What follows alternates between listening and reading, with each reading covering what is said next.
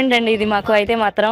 Already 2018 DSC Chandrababu Naidu గారు వేశారు. అప్పుడు నేను గా సెలెక్ట్ అయ్యా. మళ్ళీ ఆయన వచ్చిన తర్వాత ఆయన డిఎస్సీలోనే మళ్ళీ అసిస్టెంట్ తెలుగు వచ్చింది నాకు ఇప్పుడు. చాలా హ్యాపీగా ఉంది. గవర్నమెంట్ లో మీరు డిఎస్సీ అప్పుడు ఏమేమి తీసారా అసలు? లేదు సార్, తీయలేదు గత గవర్నమెంట్ లో.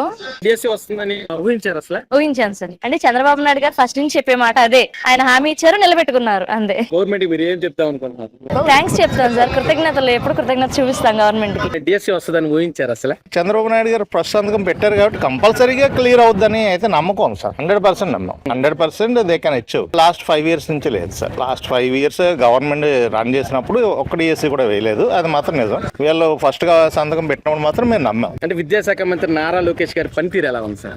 100% ఒక పాయింట్ ఆఫ్ వ్యూలో చూసుకుంటే ఏంటంటే ఆయన పనితీరు నిజంగానే అభినందనీయం అండి. యాక్చువల్లీ ఫస్ట్ డిఎస్సీ నాది సార్. ఇది ఫస్ట్ అటెంప్ట్ లోనే పాస్ అయిన మీకు ఎలా అనిపిస్తుంది? చాలా హ్యాపీగా ఉంది సార్. డిఎస్సీ వస్తుందని ఊహించారు అసలు? ఈ గవర్నమెంట్ మారితే డిఎస్సీ ఇస్తారని అసలు ఎక్స్పెక్ట్ చేయలేదు. అంటే ఇప్పుడు విద్యాశాఖ మంత్రి నారా లోకేష్ గారు పనితీరు ఎలా ఉందమ్మా?